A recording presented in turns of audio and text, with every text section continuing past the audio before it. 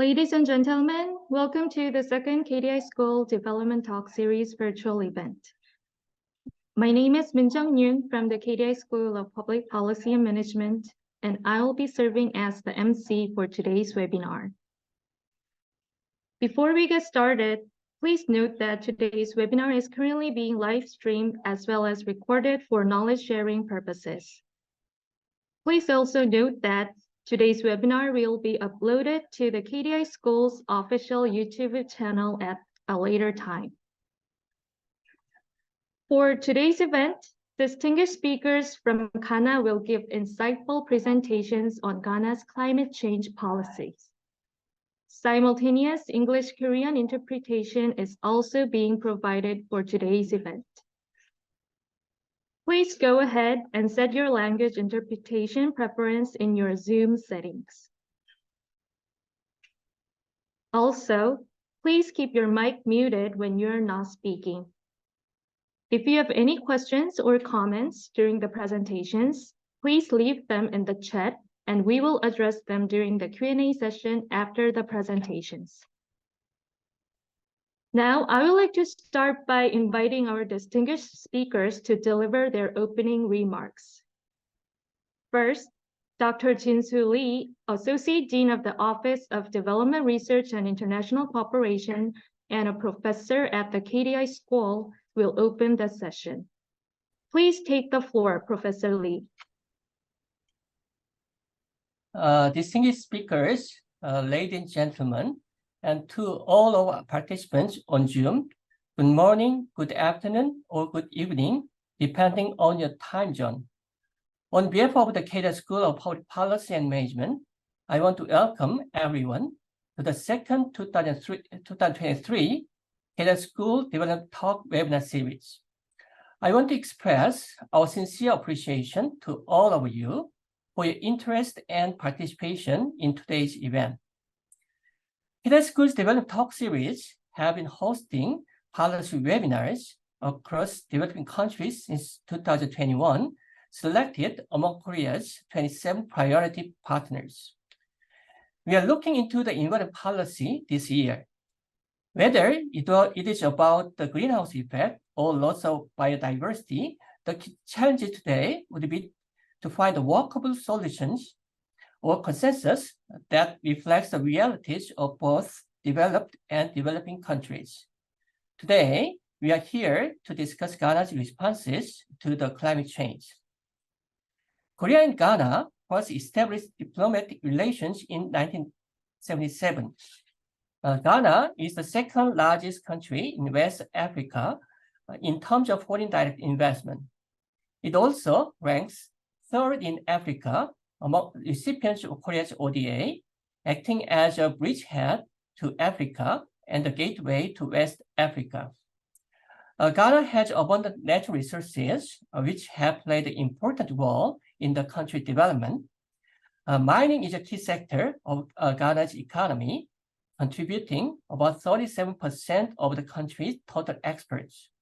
It provides jobs, income, and infrastructure for many communities across the country. However, mining also may have significant environmental costs. Thus, I believe that it will be very important to maintain the contribution of mining sector to Ghana's economy while minimizing environmental costs. I hope that all the participants today will learn more about the current state of mining in Ghana and related environment issues. I hope that Korea, as a donor country, can work together to reduce the environmental footprint of mining and to balance the economic and environmental dimensions of sustainable development. This webinar would not have been possible without the support of Ghanaian Embassy in Korea, as well as the KDI School's extensive global alumni network. In this regard, I'd like to express special thanks to our distinguished speakers, Mr. Aubrey Patrick from the Minerals Income Investment Fund, Mr. Seki Rolloyer from the Ministry of Water Resources, Works and Housing, and Mr. Ofri Asante Ojai from Ministry of Trade Industry, In addition, I'd like to give special thanks to Dr. Lorenzo Correa and Dr. Etienne Espan for sharing your valuable time with us to discuss the World Bank mission taking place in this environmental sector. Lastly, I want to thank everyone who joined our webinar and hope it will provide a wonderful learning opportunity for you. I also look forward to the lively discussions and various suggestions regarding direction of our ODA, inspiring collaborative action and coordination for Ghana's sustainable development. Thank you very much. Thank you, Professor Lee. Next was the originally scheduled ambassador of Ghana in the Republic of Korea to deliver congratulatory remarks. However, due to the African Day event, the ambassador was unable to attend today and sent us his heartfelt apology and support. We apologize for the unexpected change. Now, I'm pleased to invite today's first presenter, Mr. Patrick Ogbe. He's an expert in monitoring and evaluation at the Business Development Department of the Mineral Income Investment Fund in Ghana. Today, he will be speaking about Ghana's donor-supported policy responses to the effects of climate change. Everyone, please welcome Mr. Patrick. Good morning, everyone. It's 5:07 a.m. here in Ghana, and I'm happy to be invited to be part of the presenters for the KDI development talk. Today, my topic will be concentrated on Ghana's supported policy. Ghana's donor-supported policy responses to the effect of climate change. As said by our facilitator, Patrick Ogbe, completed KDI in 2016. I was the first graduate of the Masters of Public Management program hosted by KDI School. My table of content, first look at the snapshot of Ghana, the SDG goals 30, which has to do with the climate change, which all of us know. We also look at the causes of climate change, the effects of climate change, and much concentration will be on the donor-supported policies to climate change. Snapshot of Ghana. As you all know, Ghana can also be called Republic of Ghana. We are a democratic country. We share borders with Ivory Coast to the west, Burkina Faso to the north, and Togo to the east. Ghana is really known for our production of gold, which contributes about 60% to the country's GDP. In terms of cash crop, we are also known for cocoa. As you all can witness, most people always enjoy our chocolates, which comes from Ghana. In terms of HDI, Ghana is seen as a middle-income country. We are in 2019 by the UN. We were placed at 138 out of 189 countries, and I think we are doing well to climb the ladder of HDI. The Sustainable Development Goals, as we all know, Agenda 2030 has 17 goals that each country or most of the signatories to the UN have signed to be able to accomplish. Today, our topic will be concentrated on Goal 13, which has to do with climate change. Every country is experiencing climate change one way or the other, whether developed or developing countries. Climate change is a long-term alteration of temperature and typical weather patterns in a place. And now it is even very difficult to tell the climate conditions in various countries. Every country, as I said, every country is experiencing the effect of climate change. And global warming is causing long-lasting changes to our climate change, which threatens irreversible consequences if we do not act. And both developed and developing countries must act to stop this effect of climate change. What are the causes? We have the natural causes that we cannot be able to live without. So we have the solar radiation, we have volcano eruption, we have the tectonic shifts, and the small changes in the orbit. These are natural occurrences which occur without our knowledge. With regards to the man-made or artificial causes of climate change, it has to do with the emissions of greenhouse gases, which comes about due to our activities. This has to do with transportation. So major contributor of greenhouse gases or CO2 emissions account for nearly 1/4 of global energy related to CO2 emissions. And this comes from gas, this comes from cars, airplanes, the ships that we use on the sea. We also generate a lot of power. So most electricity generated by burning coal, which most developing countries still do. So they are able to get their power through burning of logs, and this also produces gases into the atmosphere. So CO2 and powerful greenhouse gases blanket the earth and trap the sun's heat. With regards to production, industries generate emissions from burning fossil fuels to produce energy for production. Mining and construction are key industry players who release a lot of energies. Cutting down of trees. This really relates to a lot of developing countries because they cut down trees to be able to plant their crops. Some even use trees to produce energy for their production of food. Now, the effects of climate change, as we can all witness. So 보면 우리가 목도한 것처럼 해수면이 상승하고 있습니다. 많은 국가들이 해수면 상승을 경험하고 reduce the effects of climate change. This sea level rise harms the environment as encroaching seawater can both erode coastal ecosystems. And we could see a lot of countries flooded anytime there is a huge rainfall. And this also damage infrastructure like roads, sewage treatment plants, and even power plants. Weather. Widespread shifts in weather systems occur. And I think last year or early this year, a lot of European countries were experiencing a lot of heat waves.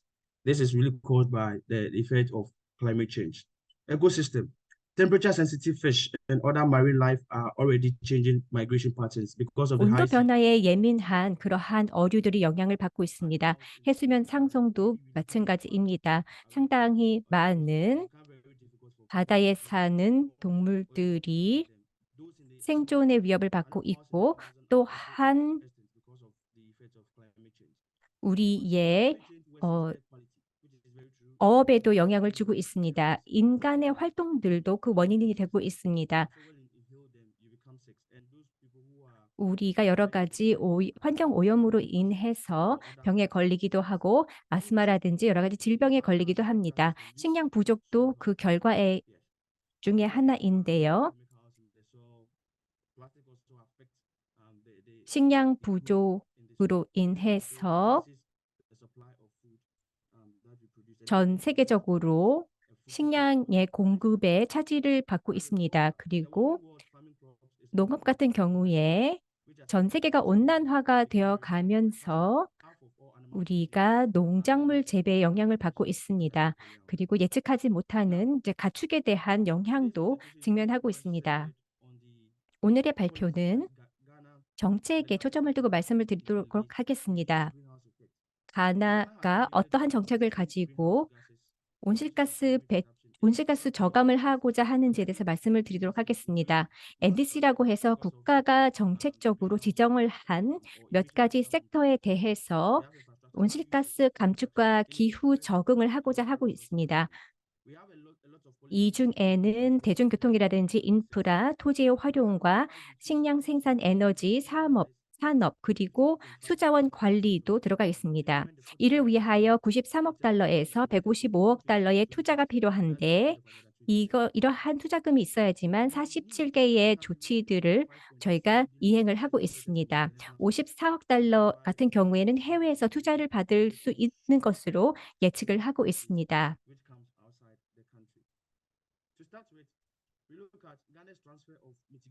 가나가 스위스로 어떤 완화 결과를 감축 성과를 이전할 수 있다라고 하는 승인을 최근에 주었습니다. 가나가 이산화탄소 배출을 저감할 수 있다면 스위스로부터 투자를 받을 수 있다라고 하는 내용입니다. 그래서 200만 달러 정도의 4,200만 달러의 보상을 받을 수 있게 되었습니다. 과거에 상당히 많은 사람들이 And this really produced a lot of methane into the atmosphere. So they brought a smart way of rice production, which reduces the methane production in the ecosystem. And with that, there is a measurement with regards to that. And with that, if we're able to reduce that, then we're able to get some money. So we had an agreement with Switzerland. And looking at how best we are reducing emissions, we're able to get some funding, which really goes back into rice production and provides a lot of employment to those in the rice production sector.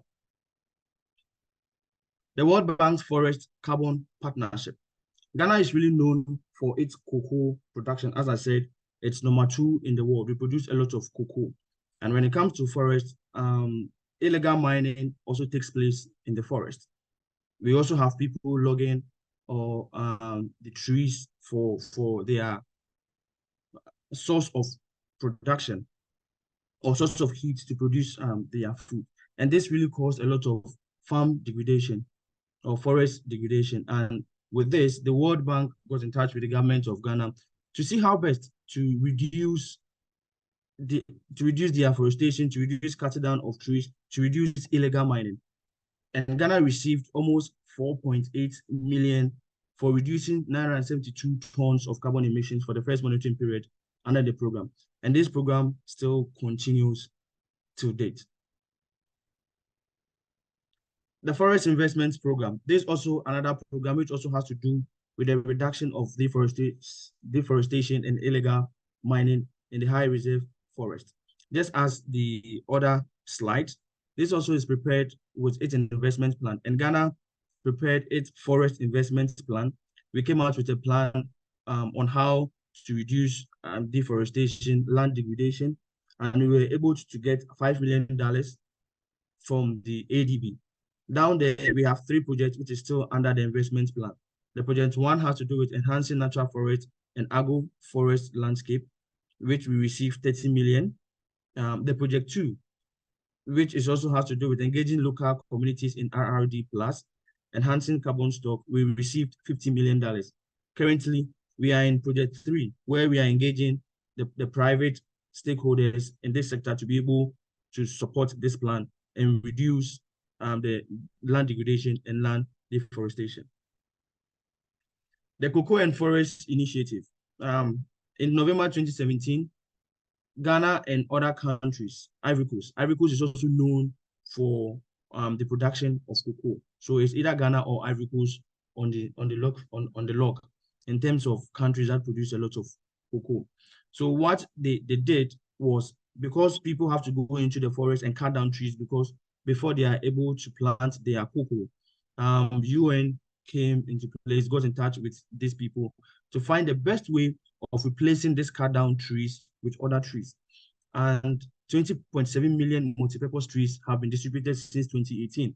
Because after you cut down these trees and you're planting your cocoa, you need to replace them because trees really trap the greenhouse gases in the atmosphere.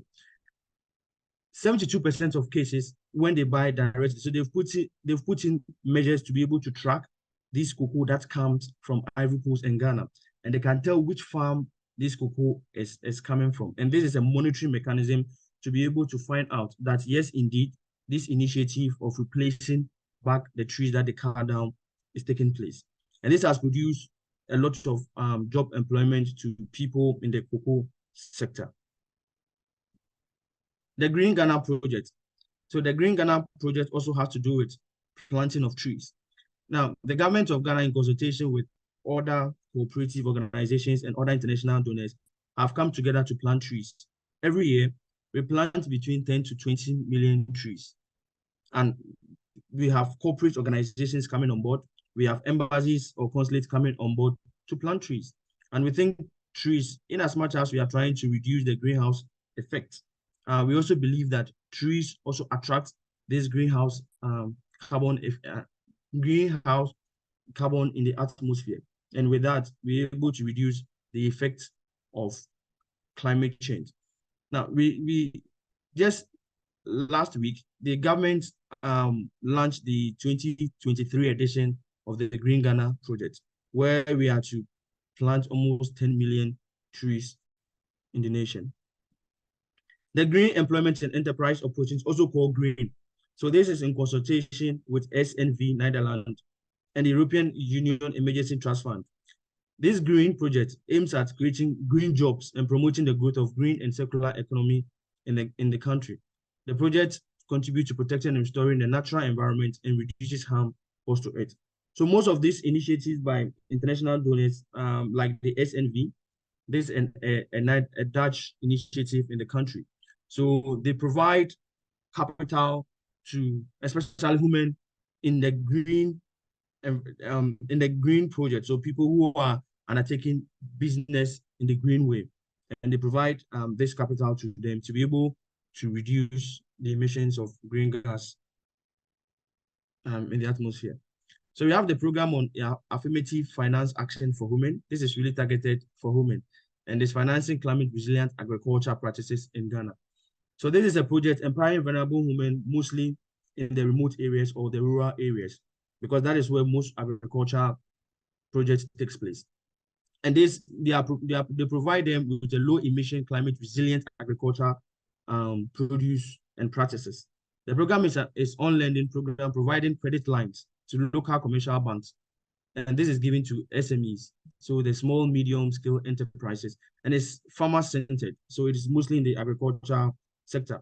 The program started in 2016, and a total of 25.6 million is allocated to undertake this program, and it's due to complete in the next 4 years. It's due to complete in 2027. And they believe that when they provide this low emission climate resilient agriculture produce and practices, we're able to reduce emissions to 3.2 million tons. And I think this is a very great achievement to be able to do that. The Global Plastic Action Partnership. So here in Ghana, most people deal with a lot of plastics, and I think that's the cheapest way of either preserving food or packaging food. And these plastics find its way in our water bodies. And what happens when it finds itself in the waterway or in the water bodies, it creates a lot of flood, and definitely it's really going to affect infrastructure and affect human settlement. So the Global Plastic Action Partnership is a global public-private platform for collaboration to help translate the political and corporate commitment to address plastic pollution into tangible strategies and investable action plans. And this, we are involving all stakeholders, both private, public, and international organizations to come on board. In the next 2 weeks, I think Kweka Ghana, in collaboration with the alumni from Kweka, are even undertaking such initiative at the beach. And we are going to the beach to clean the beach side of plastics. And I think this is also a great call that most people should do. So the project is also supported by the Global Environmental Facility, which sits on the Governing Council of the Global Plastic Action Partnership. The last one has to do with Ghana landscape restoration and small-scale mining projects. I will dive a little into this because my next presenters will really much dive into the mining sector. So in terms of mining, it produced, as I said, it produced almost 60 to 70% to our GDP, and we can't do without mining. We can't do without cocoa production. So what we have to do is just to find ways to reduce the causes of climate change. So in 2021, the World Bank approved 103.4 million for Ghana to reverse. 2021년 세계 은행은 1억 3,040만 달러. And this really caused the effect of climate change. From where I work, which is the Minerals Income Investment Fund, we are taking such initiative in the small scale enterprise where we call the small scale incubation program. So we are trying to invest in this small scale, but then we're able to ensure that they are ESG compliant, environmental sustainable. They are undertaking a sustainable and responsible mining. We make sure that they don't pollute water bodies. We make sure that they reclaim the land right after they finish mining. And this is some of the initiatives that the World Bank has come on to prevent people from using mercury, because mercury is very harmful to the environment, to prevent them from using cyanide, even though they use those in processing of the gold. So these are some of the donor-supported policies, and I think my next presenters will continue mostly from the mining sector. Thank you. Thank you for your informative presentation, Mr. Patrick. Let's keep moving with our next presenter. I am pleased to invite Mr. Yu Luluseki, He's currently working at the Ministry of Works and Housing in Ghana, and he will be delivering a speech entitled Economic Climate Change Impact of GLAMC and the Role of Donor Countries in Providing Financial Support to Ghana. Everyone, please give a warm welcome to Mr. Yah. Hello, everybody. Good morning from Ghana. I'm happy to be here. It's been almost 11 years since I completed KDI school. My name is Yah Osechi, and I'm currently a Deputy Director with the Ministry of Works and Housing. Professor Jinsu Lee and Mr. Patrick Ogbe have already, given some insights about Ghana, so I will not delve into that. I'll just go straight to my topic for this morning.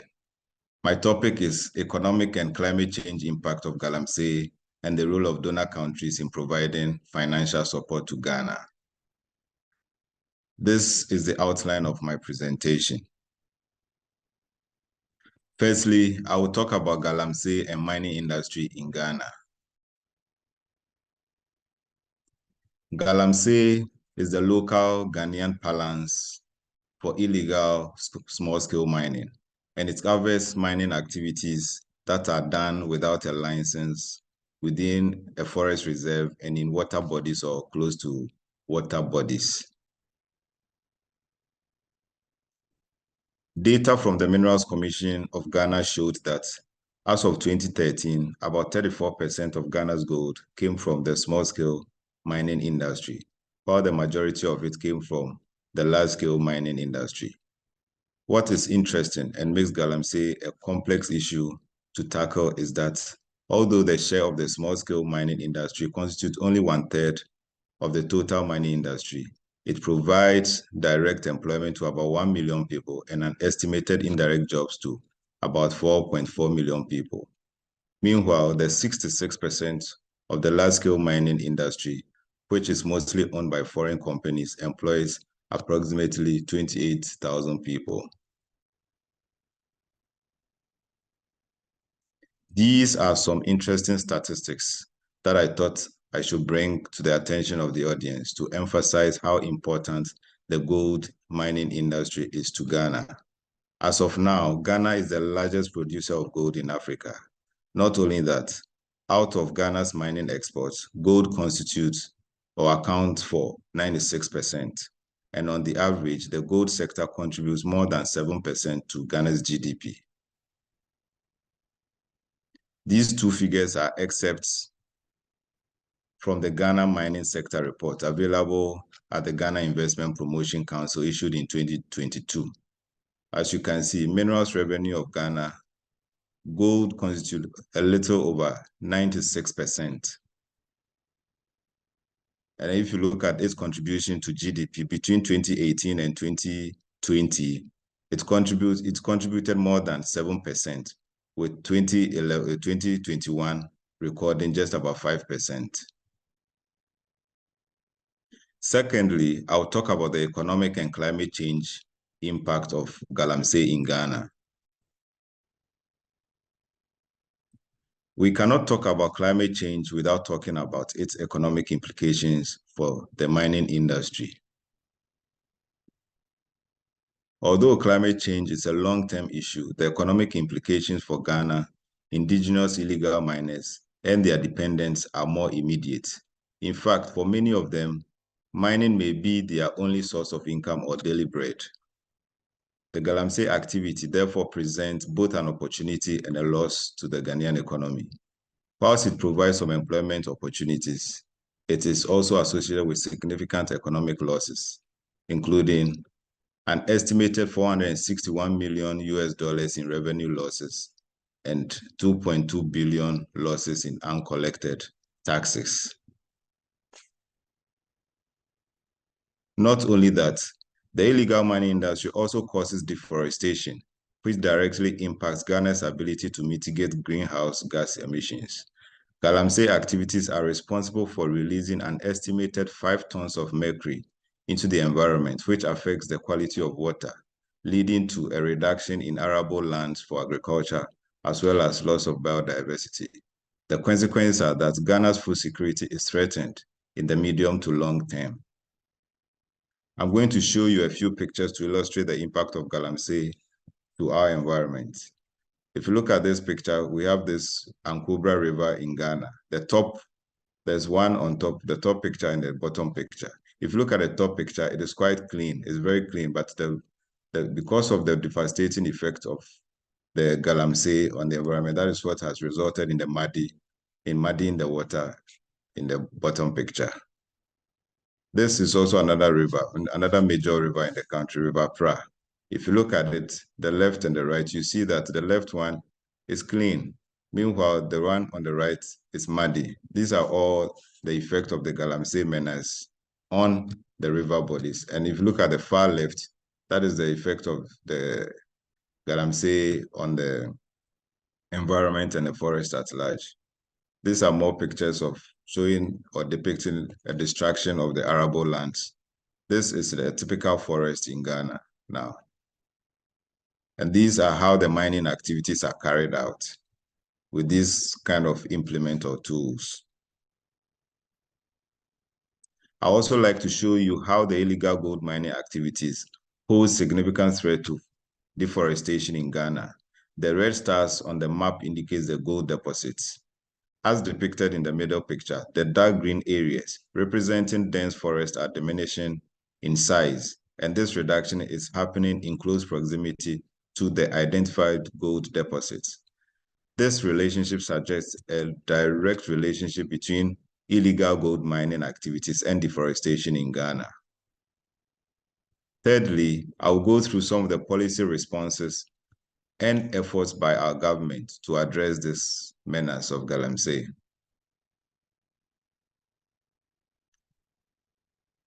In terms of combating illegal mining, Ghana has the Minerals and Mining Act of 2019, as well as a Minerals and Mining Policy of 2013. The Act and the policy are quite detailed and comprehensive.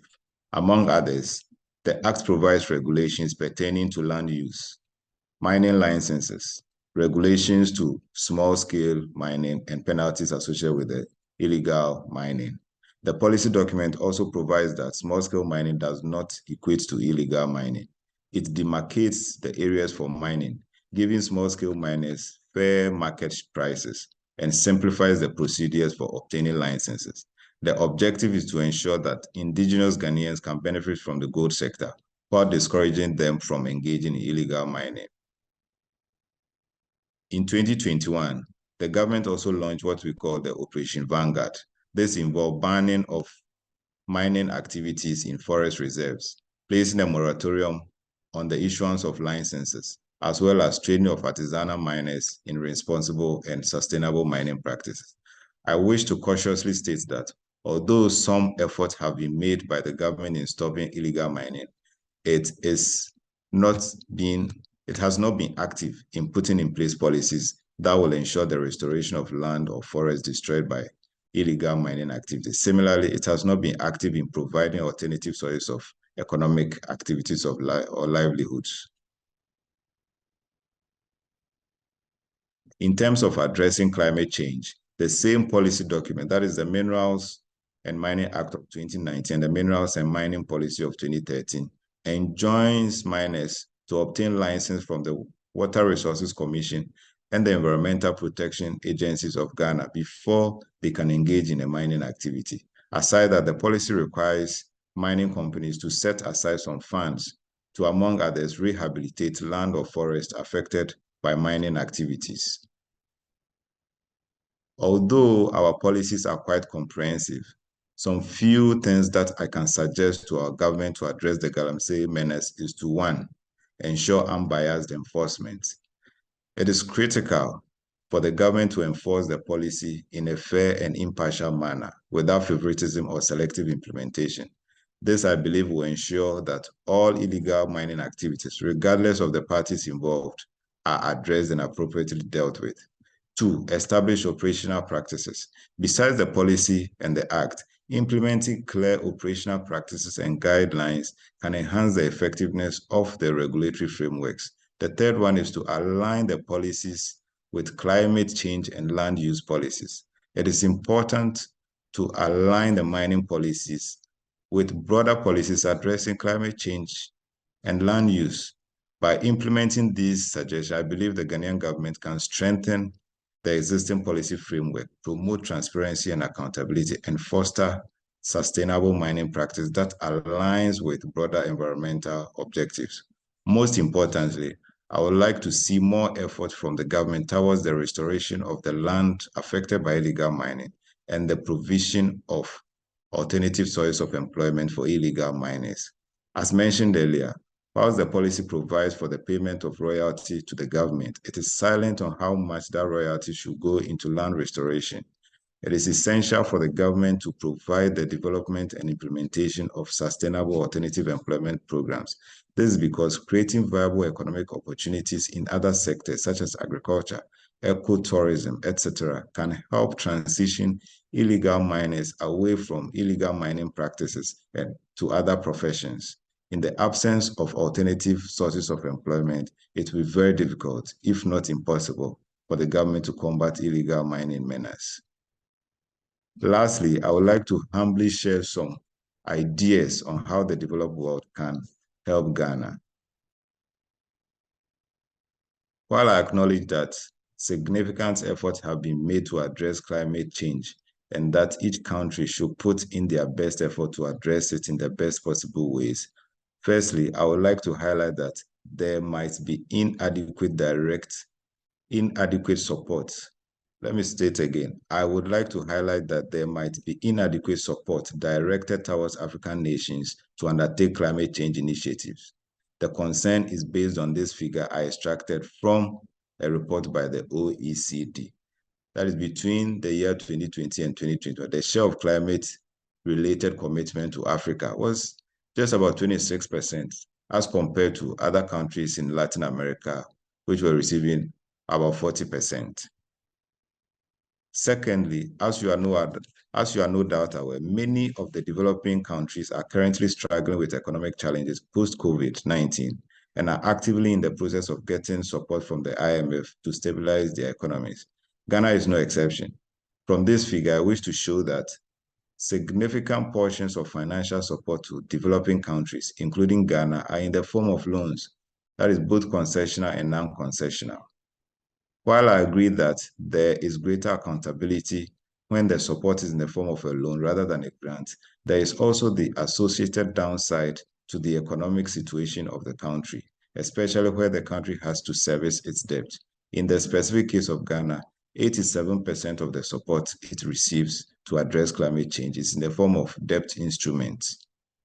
I will respectfully suggest that the larger portion of the financial support is shifted a bit more to the grant side rather than loans. Increasing the grant component will relieve the burden of developing countries whose budgets are already stretched to enable them make sufficient allocations towards climate change initiatives. While at that, perhaps the level of the overall commitment can also be increased to meet the needs of African countries.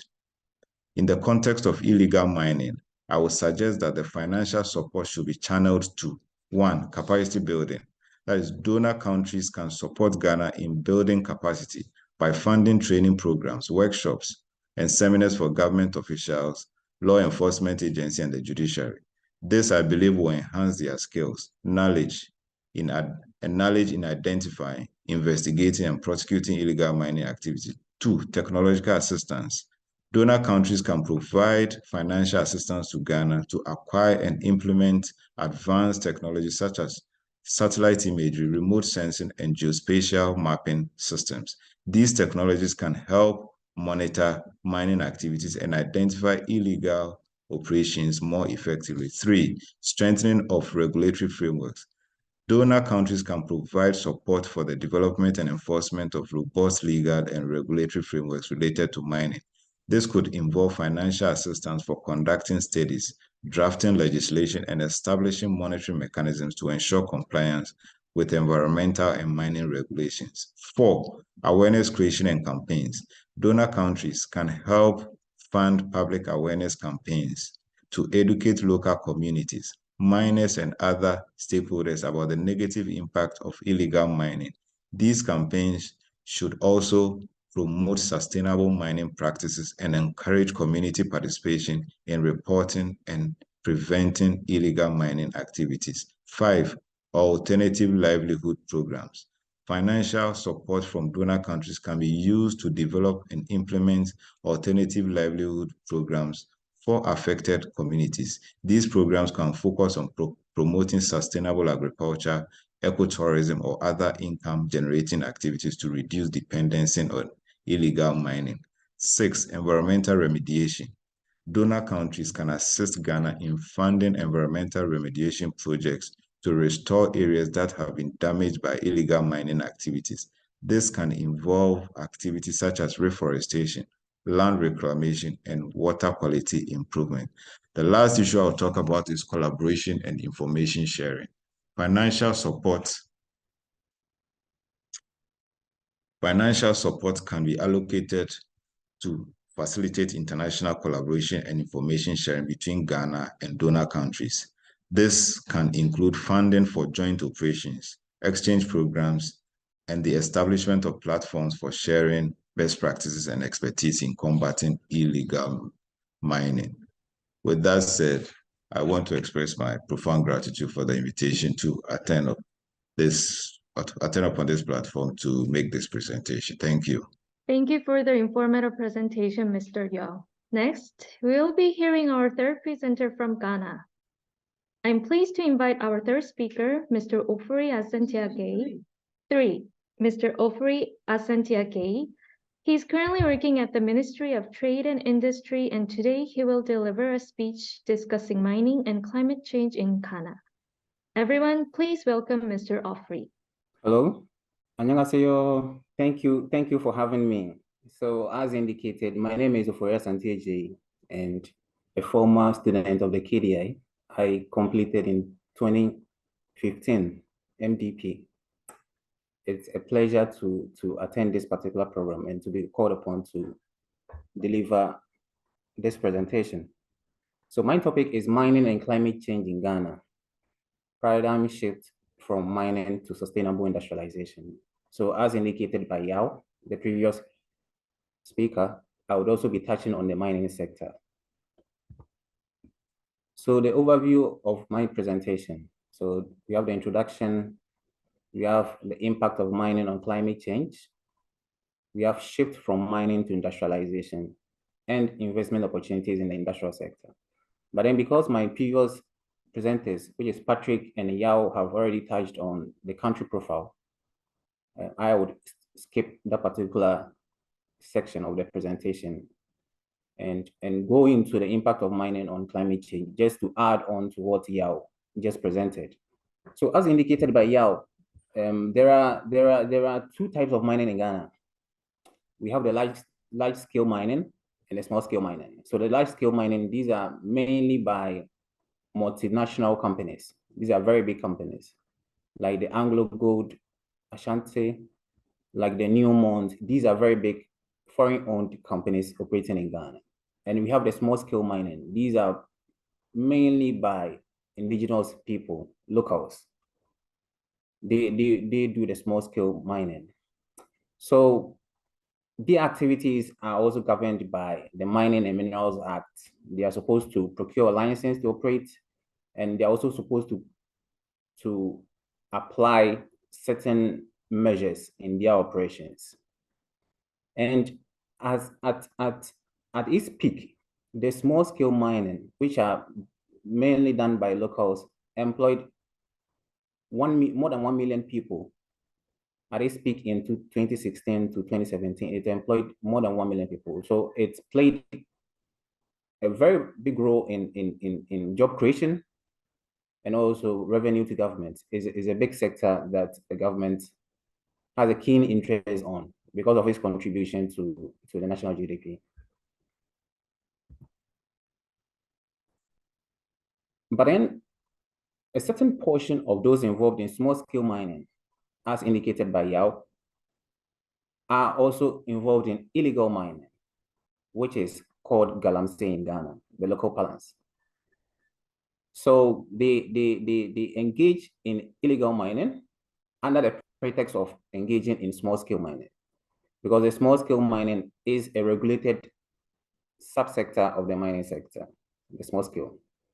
So some of them procure licenses to operate as small scale miners, but end up doing illegal mining. And this illegal mining has serious repercussions on the environment, as indicated by Yao. So the government in 2017 implemented a number of measures to help streamline activities within the small scale mining to get rid of or to eliminate illegal mining to help save the environment. So some of the causes of illegal mining in Ghana. What is causing illegal mining in Ghana? So even though the government has implemented a number of initiatives to address that particular problem, still the problem still persists in Ghana, and the country is incurring a lot of costs to actually control this particular menace, to actually rid the country of illegal mining. So the basic causes of illegal mining in Ghana is lack of law enforcement. So there are certain state institutions that are supposed to ensure that there is proper mining in the country. So we have the Environmental Protection Agency, we have the Minerals Commission, the Ministry of Lands and Natural Resources, you have the police, you have the military. These are supposed to help ensure that there is actually proper mining in Ghana, but sometimes there are some lapses in their activities, and people take advantage of these lapses to engage in illegal mining. And the second cause of illegal mining are the chiefs and opinion leaders. You know, the land tenure system of Ghana is such that land belongs to 3 categories of people. So we have state lands, which belong to the government. We have lands that belong to the chiefs, as in the kings. And we have lands that belong to families and individuals. So what happens is you can have a chief giving a concession to people to actually engage in illegal mining. You can also have individuals selling their lands to illegal miners to undertake illegal mining. And the third cause of illegal mining is lack of education. So most people are not aware of the dangers illegal mining pose to the environment and to their health. So because of the lack of education, they are engaged in illegal mining because to them, it is a very good, sustainable way of earning incomes to improve their livelihoods. So there's a lack of education. That is why some people are engaged in illegal mining. And the last major cause of illegal mining is the high rate of unemployment and poverty. So because of limited employment opportunities, people engage in illegal mining to make ends meet, to improve their livelihoods, without recourse to what their actions would have on the environment. So basically, that is the causes, those are the causes of illegal mining. Now, the effect of illegal mining on the environment, and to some extent, legal mining on the environment. So we have mining, tailing, and its effect. That is a major effect. 테일링이라고 하는 그러한 Illegal mining. So as you mine, there are some residues that emanate from mining. You have to crack the rocks. You have to wash the rocks with some chemicals to be able to get a good nugget. So these activities, when not controlled, results in some some residues having to enter into the environment. So some miners use chemicals such as mercury and cyanide these chemicals have the potential of causing cancer. They are carcinogenic, and they have the capacity to cause cancer if not controlled. So these are the effects. That is the main effect, the mining tailings and its effect.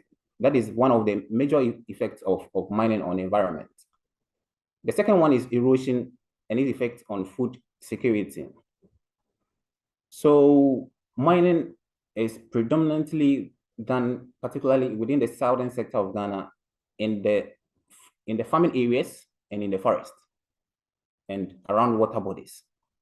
So what they do is they clear arable lands which could have been used for agriculture.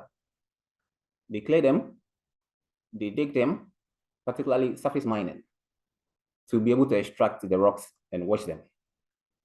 So this particular activity has an impact on the country's ability to generate food through agriculture, because they cut down the trees, they destroy the topsoils. So after mining, you can barely use the land for any other purpose. And this has a serious capacity on our agriculture and also on water delivery systems in the country. So as I indicated, there are some chemicals they use in extracting the gold. The two major ones which are used in Ghana are the mercury and the cyanide. And these chemicals are readily available on the market, even though there are some restrictions to its use, but they are readily available on the market. So it becomes very easy for you to procure these chemicals. And these mercury in particular is not biodegradable. That means when it enters the environment, it can be destroyed. It can change to other forms, but it can be destroyed. It still remains in the environment for a long time. And this has an effect on the human body and the human system. So then we have water bodies being polluted, as Yao indicated, by these activities of these miners. So that is basically with respect to mining and its effects on the environment. So the government, there was a change in political parties, change in government in 2017. So the new government thought it wise to address the challenges of illegal mining in the country, because a lot of people, more than 1 million people, were involved in that particular sector. So the government implemented, or is still implementing, a number of projects, programs, and policies to help shift from mining to industrialization, because government thought it wise to put more resources into industrialization as a sustainable way of development. So the government commenced implementation of the Industrial Transformation Plan. So the objective of that particular plan is to help improve the growth and development of the industrial sector, to develop jobs, incomes, and revenue to government. So government, one of the causes of illegal mining is unemployment and poverty. So one way of addressing poverty and unemployment is through industrialization. And there are success stories around the world to indicate that you can actually reduce poverty through industrialization. So the government started with the implementation of that particular plan to help transform our economy from agric, to an industrial economy, such that we are able to provide sustainable jobs for our people. So there are 10 components of the Industrial Transformation Plan, but then there are 3 key ones, which are the One District, One Factory initiative, the Industrial Parks and Special Economic Zones initiative, and the third one, Strategic Anchor Industries initiative. So I'll take each one and explain further. So the One District, One Factory initiative is aimed at supporting private sector players private business promoters to establish at least one medium to large scale factory in each of the 260 administrative districts. We have 260 administrative districts in Ghana. So government is seeking to support private investors to establish at least one medium to large scale factory in each of the 260 districts. So the objectives of the One District, One Factory initiative include adding value to our natural resources. So each district is endowed with a particular natural resource. So through this particular initiative, through this particular program, we are seeking to add value to the natural resources that pertain to each district. We are seeking to also promote import substitution and thereby help conserve foreign exchange. So what we could have imported, we can produce locally so that the government is able to conserve foreign exchange. We are seeking to promote exports and increase foreign exchange earnings. So as we produce, we have at the back of our minds to export whatever is left over to earn some foreign exchange. And the program is also aimed at decentralizing industrial development.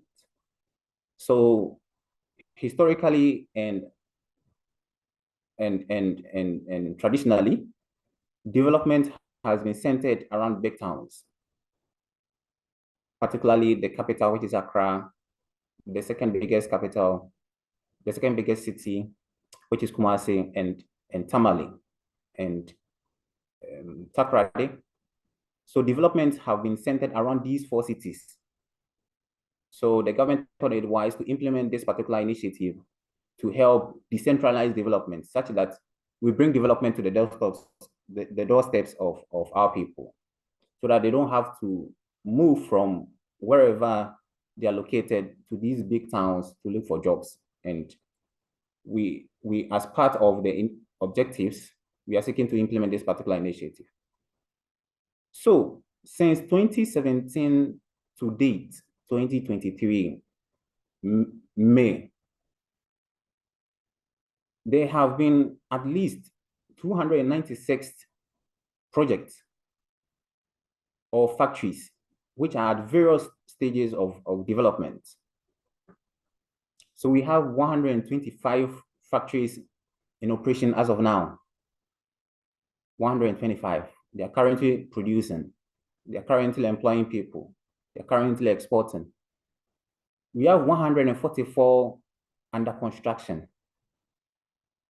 And we have 27 at pre-construction stage.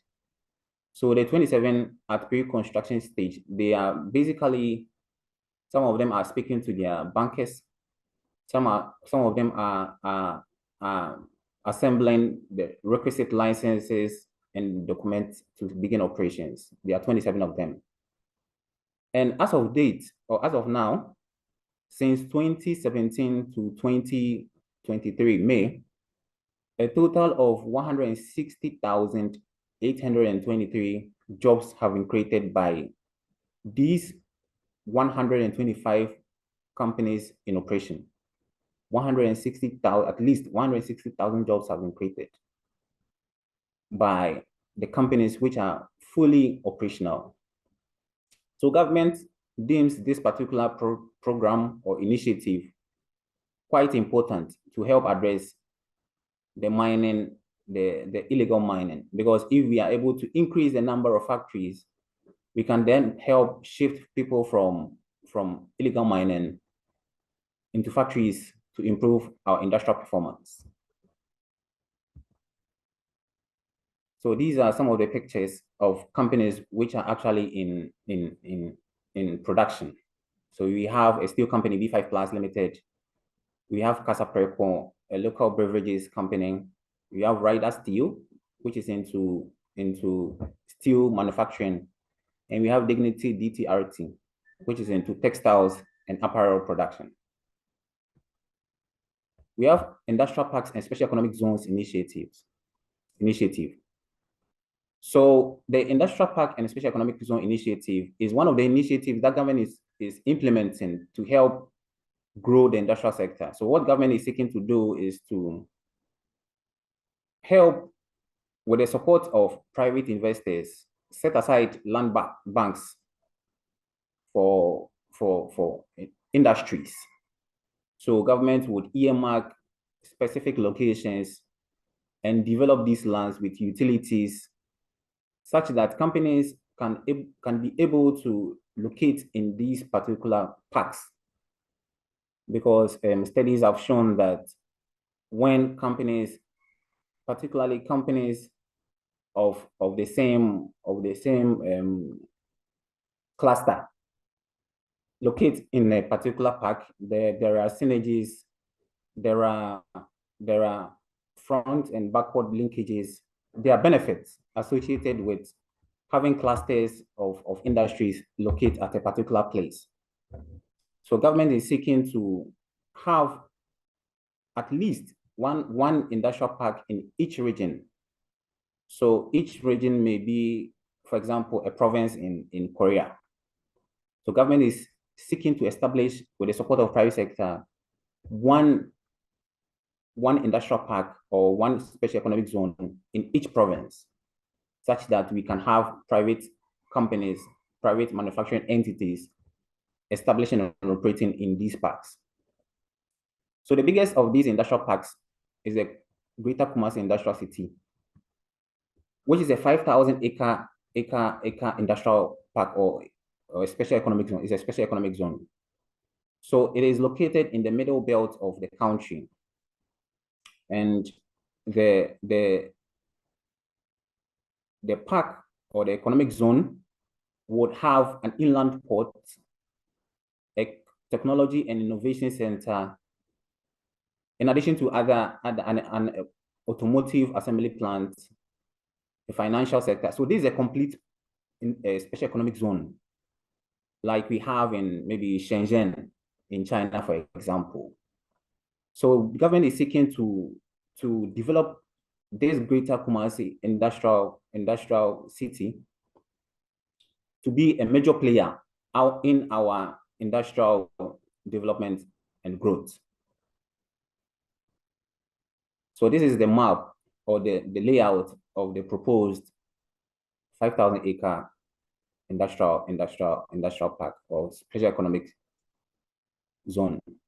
So we have an inland port, we have a transportation hub, in addition to other facilities. Then we have the strategic anchor industries. So the strategic anchor industries, these are very big industrial initiatives. These projects require quite substantial investments because government is of the opinion that these strategic anchor industries can help develop commodity value chains. So we have the integrated aluminum industry. So we are seeking to have major factories that are into the production of aluminum in Ghana, because there is a lot of bauxite deposits in Ghana. So if we are able to have very big aluminum smelters, they can help develop the whole bauxite aluminum industry. There is iron and steel industry. So we are seeking to have companies or major players that would operate within the iron and steel industry. We also have iron ore deposits in Ghana, a lot. So when we have private big players in the iron and steel industry as factories producing, they can help develop the iron and steel. 들어오게 된다면 가나의 강철 광석을 생산할 수 있게 될 것입니다. 그리고 자동차 부품 Currently undertaking. Okay, let me just skip and go to that particular. So automotive assembling in Ghana. So government launched a policy in 2019 to make Ghana a fully integrated car industrial hub to make Ghana a fully integrated and competitive industrial hub for the automotive industry in West Africa. So with this, we are seeking to be a big player in the automotive industry in West Africa. So government launched a policy to serve as a blueprint for the development of the automotive industry in Ghana. So the initial vehicles that were covered under the program or the policy include passenger cars, SUVs, and light vehicles, which includes pickups, minibuses, and cargo vans. So for the purpose of the policy implementation, they've categorized assembling or vehicle manufacturing under four categories. We have the semi-knockdowns, enhanced semi-knockdowns, completely knockdowns, and fully built knockdowns. So these are categories under which investors can register to operate.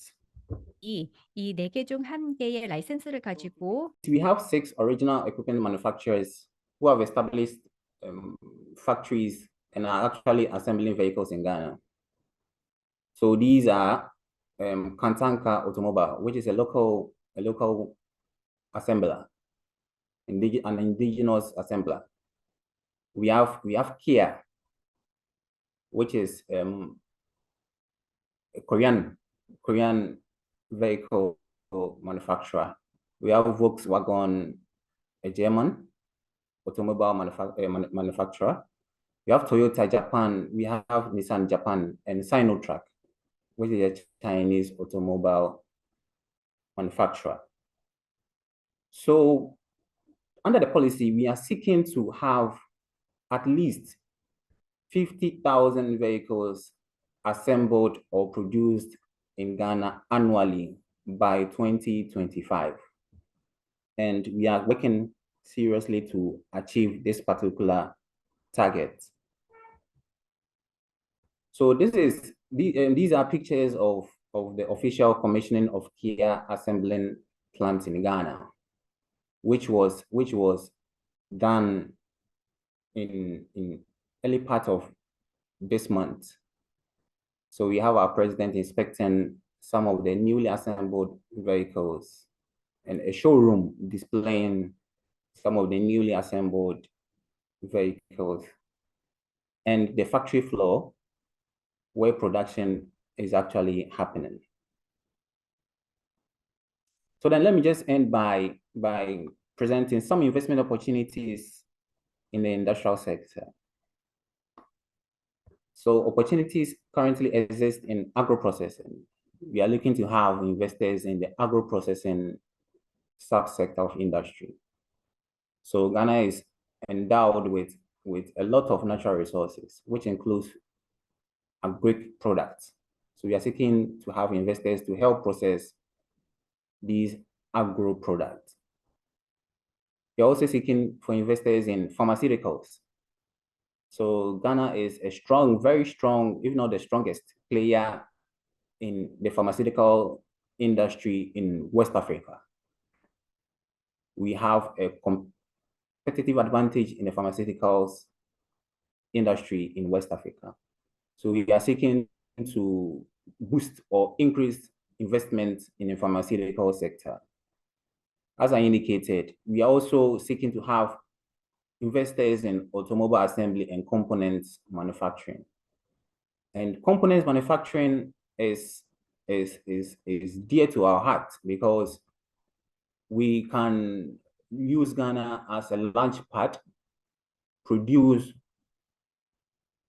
from basic to semi-complex components to service the West African market and to a large extent, the African market.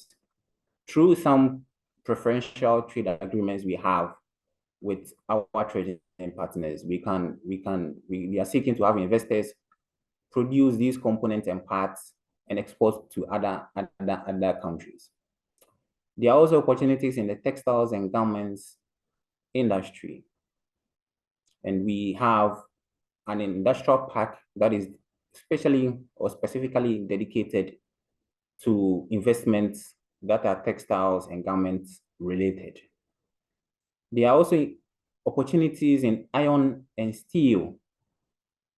And as I indicated, is a big sector that government is seeking to have major or big investments so that we are able to develop the whole iron and steel value chain to increase production and also increase revenue to government.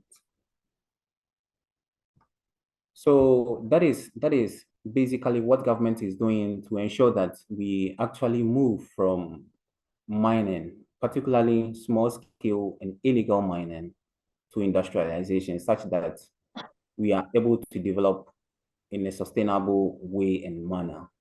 Thank you for having me. Thank you for sharing your insights with us today, Mr. Ofri. Now, I would like to welcome two speakers from the World Bank. The first presenter is Dr. Lorenzo Carrera from the World Bank Accra region in Ghana. He is a sector leader for sustainable development at the World Bank. He will be talking to us about how challenges can be made into opportunities to ensure resilient and sustainable growth. Please welcome Dr. Lorenzo. Good afternoon, everybody.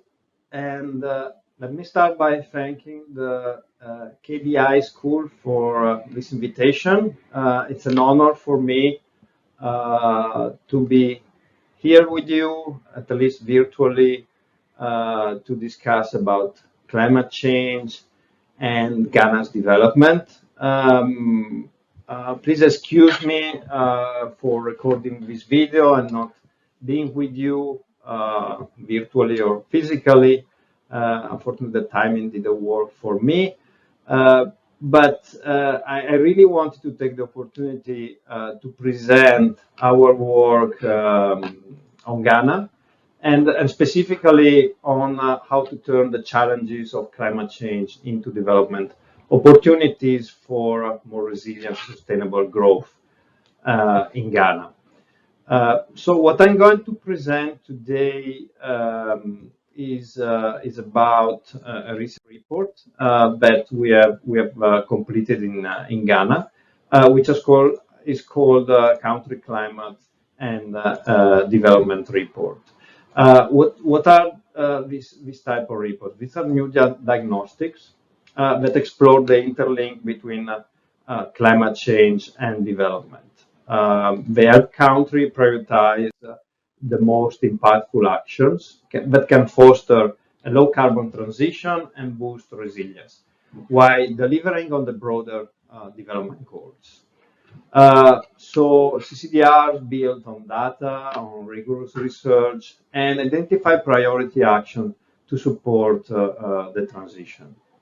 So they're focused on people, they focus on key sectors, and they look for synergies between climate action and development. They also want to respond to different questions. So how climate change will affect the development of countries like Ghana, how people can be negatively affected, but also looking at opportunities to turn these challenges around and help attracting funding and financing for climate action. So let me start by giving a very short context on Ghana. So we all know the major development progresses that Ghana has done on poverty reduction and economic growth over the last 30 years. But we also know that progress has slowed. We are recording a deceleration of growth, deceleration of poverty reductions, and the creation of jobs. the recent fiscal and financial distress and widening spatial disparities across the country. We also record a depletion of the renewable natural capital and an insufficient conversion of natural wealth into the infrastructure, human and institutional capital. So without action, climate change will affect growth, wages, and may increase poverty. We already see that the shocks of extreme events are impacting on vulnerable communities, they're increasing spatial inequalities. Events like floods, drought, coastal erosion, heat waves. So the current emissions of Ghana are low. An average person in Ghana emits 24% of the global average. But nonetheless, there is opportunities for Ghana to take advantage of the low carbon transition. So based on this background and on the report that we have done, we have identified three key points. The first point is that climate change is a global crisis. Nature is a global public good, but local choices matter. And I will show you why. Also in countries like Ghana that only emit a negligible fraction of the global greenhouse gases, but they're quickly losing their ecosystem. Second point is that with prompt action and vision, Ghana can turn challenges into opportunities. And the third point is that after the global crisis of COVID, the war on Ukraine, the prices increase, and the economic crisis that we see today in Ghana, the country has the opportunity to build back better by taking these opportunities to leapfrog to a greener, more resilient and inclusive pathway. So let me enter into the details of these 3 points. So first point, local choices matter. Why they matter? So here on the left, you see the problem of illegal mining, the top left. So how we pollute our water bodies and the land, how we build our cities, considering that 40% of urban dwellers still live in informal areas, which are typically prone to flood because of insufficient drainage system. How we deal with our waste to make sure that it does not end up in nature, in the canals, or it is even worse, it's burned. How we move around with polluting and inefficient vehicles that cause congestion and deadly air pollution. All these are local choices that matter. So in the report, we have analyzed the physical risk of climate change and the transition risk. So here on the left, you can see that without adaptation, climate change and temperature increase could affect average income, particularly for the lowest bracket of the population, up to more than 40%. With private adaptation, the impact on GDP could even reach 7% by 2050 under the most negative climate scenario. And what are the drivers of this risk? As you can see on the right in our modeling, the main driver of this risk is air pollution. And again, we go back to the local choices. Is the productivity of crops, is the labor productivity, which will be affected, particularly for sectors that with people that work in the outside, and flooding. So, in addition to the physical risk, there is also a transition risk, given coming from the global and the local decarbonization. Particularly global decarbonization, we speak about volatility of commodity prices that we have seen in the last few years, but also legislation that are done in countries that import from Ghana, like the European Union with the CBAM. And Ghana could also find itself with stranded assets, particularly in the oil and gas sector. And then there are national decarbonization policies that will be done, like climate policies, carbon taxes, and these could affect. We have seen, you can see on the right, a quite significant impact on the GDP from the extractives, but also on the low overall GDP. So, how we can turn these challenges and these risks into opportunity? As part of our analysis, we have developed a climate resilient and low carbon development pathway, and we have tested it, and we have seen what it would mean for the economy. So here you can see the effects on GDP of this pathway, where we identified several policies and investment that I will present later. So we can go from the impacts of climate change on GDP with inaction, without any action, on the left, actually with some private adaptation, and as we said, up to 7% of GDP in 2050, to the right, where under certain conditions, climate change and climate action can turn the losses in gains up to 6% of GDP. Obviously, there are conditions that need to be in place, particularly how we finance this action. So let me show you some of these actions and the sectors that we have analyzed. So in the report, we look at several sectors, key sectors like energy production, like land use, forestry, coastal management. We have looked at mobility, at services in cities like waste management and agriculture. So we have also estimated what will be the social economic benefits of the various investments that we have looked at, and the cost, how much it will cost. So let me give you some very briefly some examples. So on energy, promoting photovoltaic energy production and connected to regional market can boost energy security, reducing subsidies to the sector currently in the billions of US dollars, and improve the resilience of the system. Better waste management by zeroing open burning and dumping can produce billions of dollars of health outcomes on the long term and generate jobs and better living conditions to many. Zeroing deforestation and replanting, including for logging, can support better landscape management, reduce land degradation, and allow Ghana to participate to carbon markets and deliver net economic benefits estimated of around 15 billion US dollars by 2050 in current dollar value.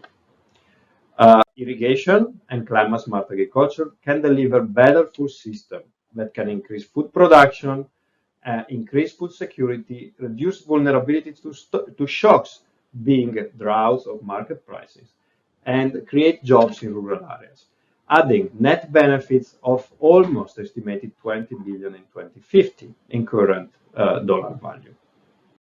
Modern public mass transit system can connect people to jobs, reduce congestion and air pollution and associated health consequences.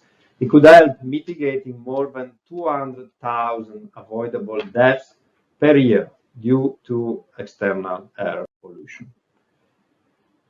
So, how can Ghana do that? So what we have identified some recommendations, and we really think that Ghana, as it recovers from the many crises, can leapfrog to a more green, resilient, and inclusive development pathways. So we have estimated that climate action has a cost.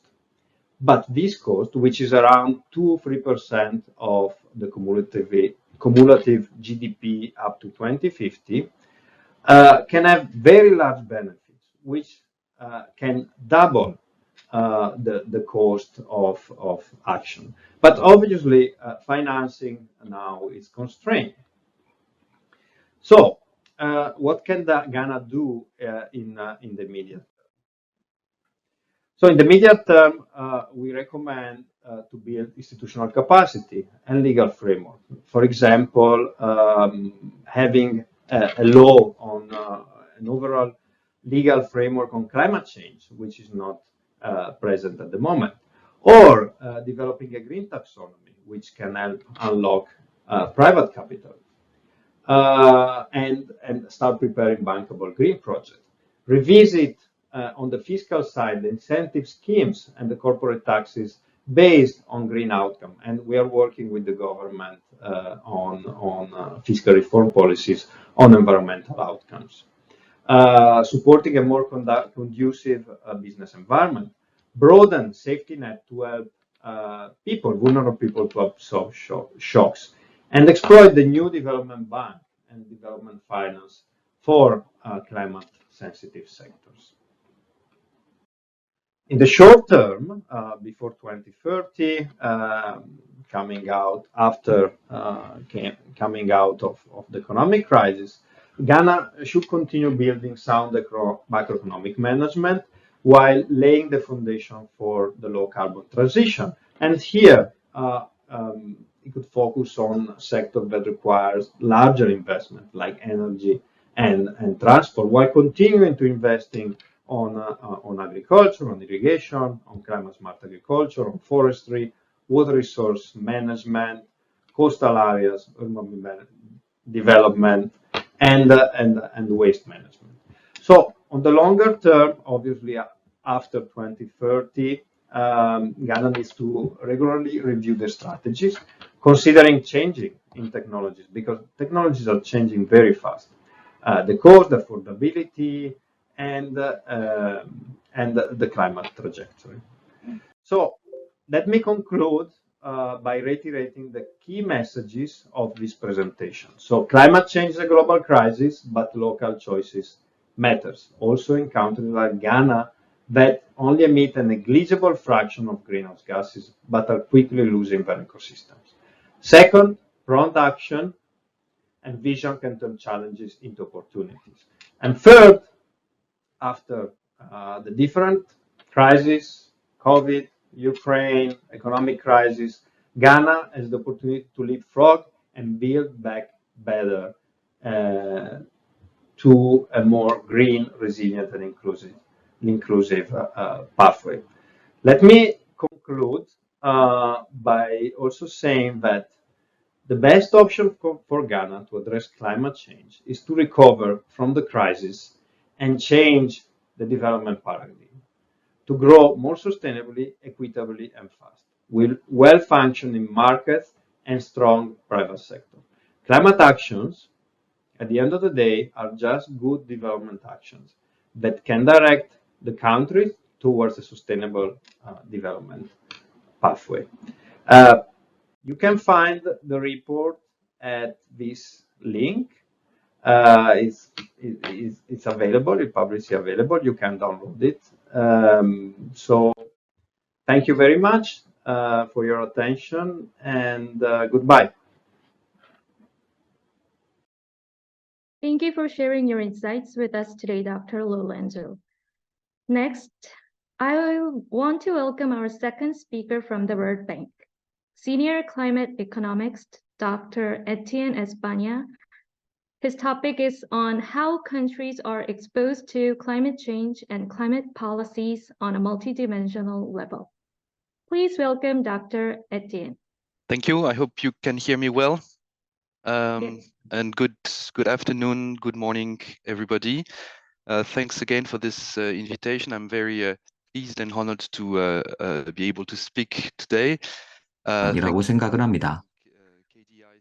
KDI 스쿨 측에도 다시 한번 감사의 말씀을 전하면서 발표를 시작하겠습니다.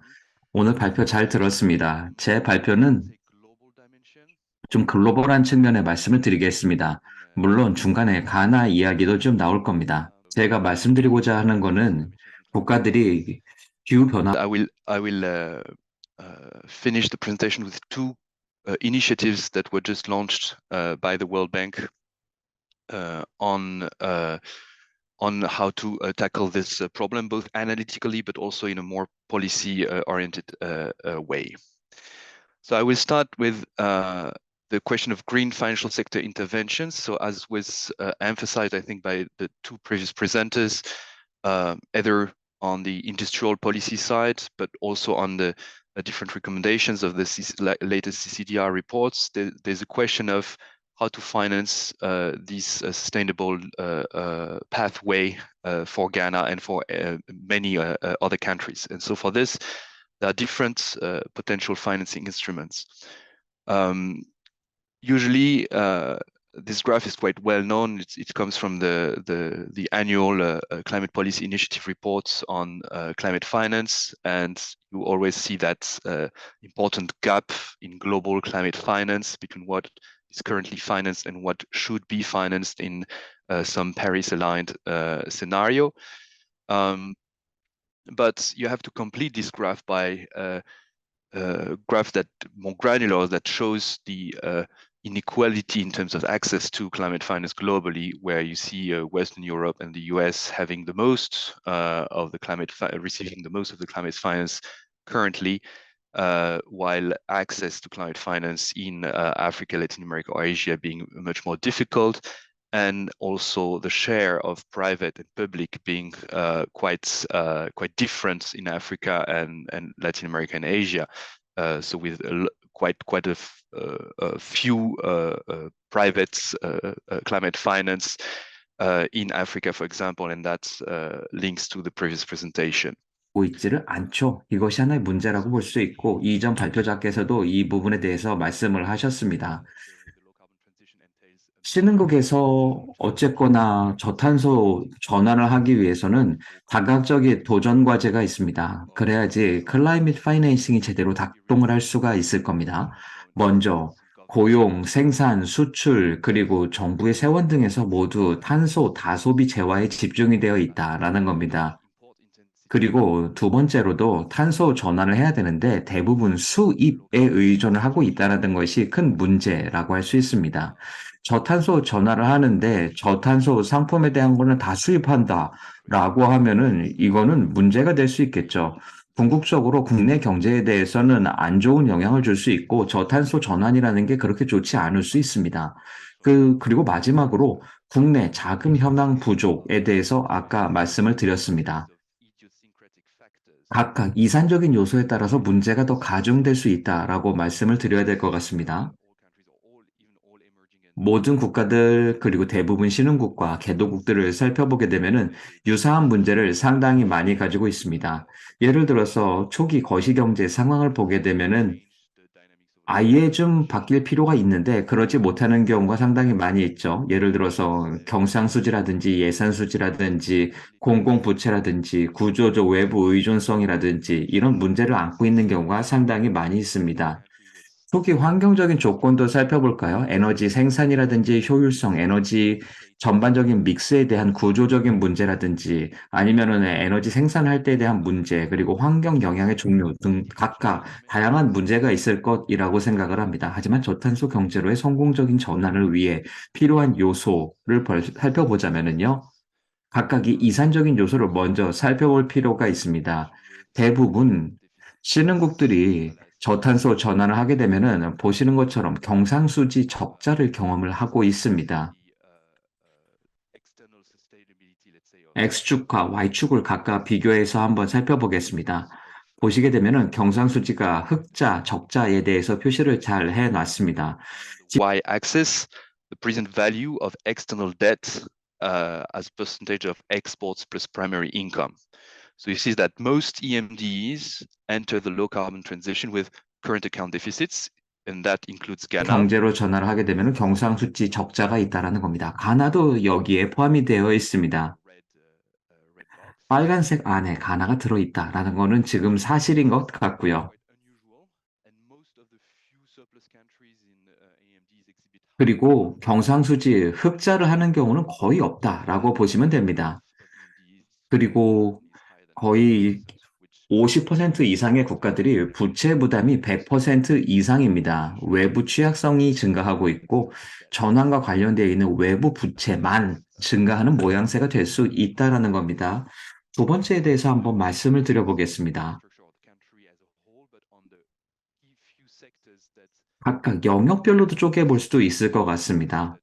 한 국가에 대해서만 살펴보는 게 아니라 여기를 한번 살펴보겠습니다. 저탄소 시나리오를 통해서 그 산업에 영향을 주면 어떻게 될까에 대해서 한번 살펴보겠습니다. 각각 섹터별로 거시경제에 어느 정도 기여를 하는가에 대해서 살펴봤었고, 얼만큼 외화벌이를 할 수 있는가, 어느 정도 생산 레벨을 가져가는가에 대해서 살펴보았습니다. 먼저 왼쪽을 한번 살펴보겠습니다. 보시게 되면은 Y축을 보시게 되면은 외화벌이를 어느 정도 해오는가가 나와 있습니다. X축을 보게 되면은 녹색 복합 지수라고 볼 수가 있죠. 조금 더 이 지수가 높다라고 한다면은 녹색 환경, 친환경에 대해서 혹은 녹색 산업으로 옮겨갈 확률이 조금 더 높다. 그리고 자신들만의 녹색 서플라이 체인을 만들 수도 있다라고 가정을 하는 게 맞을 겁니다. 따라서 신흥 국가에 있는 그리고 개도국에 있는 많은 경제 산업계를 보게 되면은 보시는 것처럼 제일 왼쪽에 나와 있는 것처럼 탄소를 많이 배출을 하고 있고 이를 통해서 외화를 벌어들이고 있다라는 것을 볼 수가 있습니다. 그리고 앞으로도 녹색 환경으로 전환할 확률이 그렇게 높지는 않다라고 볼 수 있습니다. 그렇기 때문에 저탄소로 전환을 하는 게 그렇게 쉽지 않다라고 말씀을 드리겠습니다. 가나는 여기 좀 안 좋은 상황 지역군에 위치하고 있다라고 볼 수 있습니다.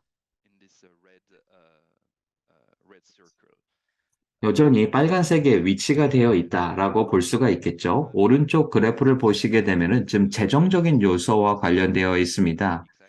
어떤 산업에서 어느 정도 세수를 걷어들일 수 있는가, 그리고 전체 GDP에서 이 산업별로 어떻게 수익을 내고 있는가, 사양 산업에 대해서 한번 다 살펴보았습니다. 아까 말씀드렸던 것처럼 전반적인 수익이 어느 정도 나올 수 있는가, 세수가 어느 정도 나올 수 있는가에 대해서 살펴보고 있습니다. 전반적인 개도국과 신흥국을 살펴보게 되면은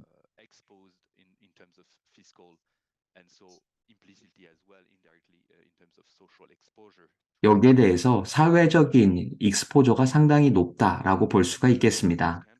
이 국가들을 한번 클러스터링을 해보겠습니다. 전 세계에 있는 모든 국가를 각각 어느 정도 익스포저를 가지고 있는지에 대해서 한번 살펴봤습니다. 가나를 보게 되면은 상대적으로 낮은 익스포저를 가지고 있다라는 것은 훨씬 더 좋은 상황이라고 생각을 합니다. 사회경제적인 익스포저나 외부에 대한 익스포저가 상당히 높은 국가들도 많이 있는데 가나는 이런 부분에서 살펴봤을 때 아주 안 좋은 상황이라고 보기는 어렵습니다. 중국은 사회경제적인 익스포저가 상당히 높고 그리고 라틴 아메리카도 사회경제적인 익스포저가 상당히 높습니다. 오일이나 가스를 수출하는 국가를 보게 되면 외부에 대한 익스포저가 상당히 높다라는 것을 보실 수 있습니다. 기후 파이낸싱에 대해서 이야기를 할 때 많은 분들이 이야기하지 않는 것들이 있습니다. 전반적인 트렌드가 어떻게 바뀌었는지 지난 몇 년을 한번 살펴보겠습니다. 외부 파이낸싱을 보시게 되면 직접 투자 FDI가 대부분 가장 큰 포션을 차지하고 있습니다. 포트폴리오 투자도 비중이 증가를 하고 있고 은행 대출 같은 경우에는 그 비중이 상당히 많이 빠졌습니다.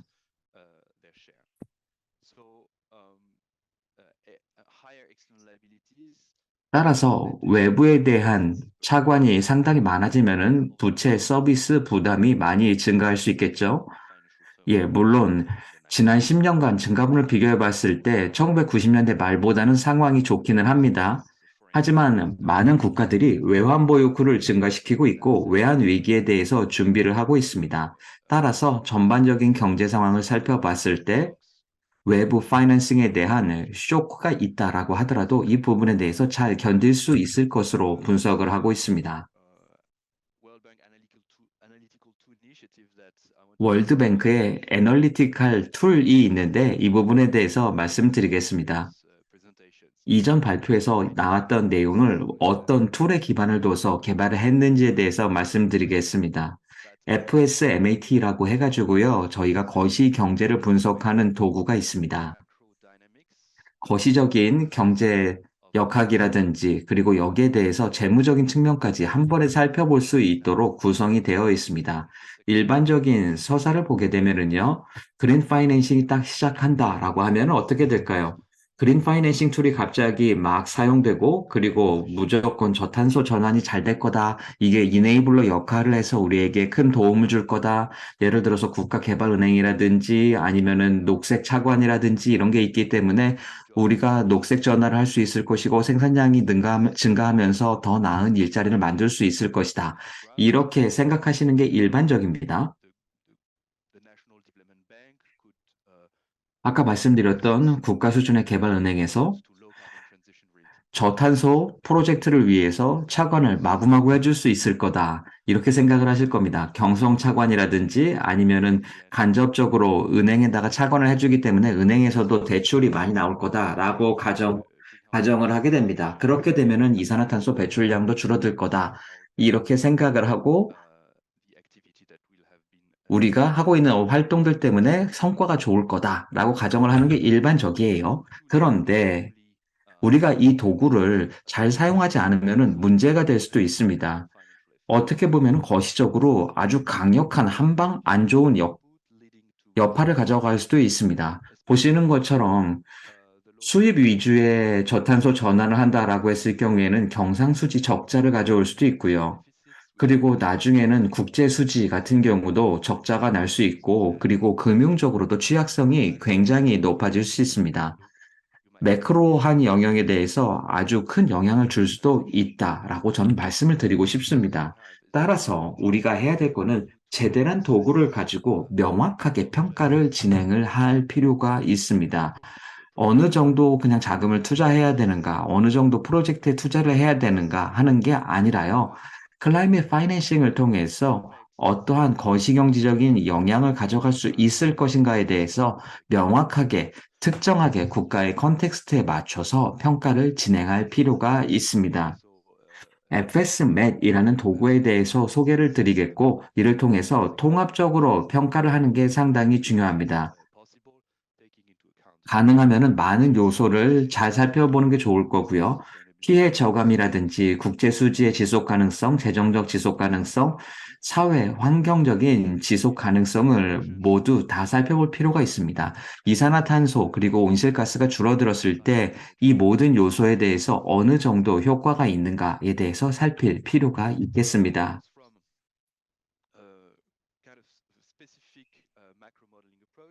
매크로 모델링, 다양한 거를 저희가 다 살펴봤습니다. 스톡플로우 일관 체계에 대해서 살펴봤습니다. 경제에 대한 일반적인 흐름, 플로우만 살펴보는 것이 아니라 경제 에이전트적인 요소들, 예를 들어서 밸런스 시트 같은 경우도 살펴보고 있고, 경제적인 동의, 경제적인 에이전트가 실물 경제에 어떻게 영향을 끼치는지도 살펴보고 있습니다. 따라서 실물 경제와 금융의 상호 의존성도 살펴보고 있고,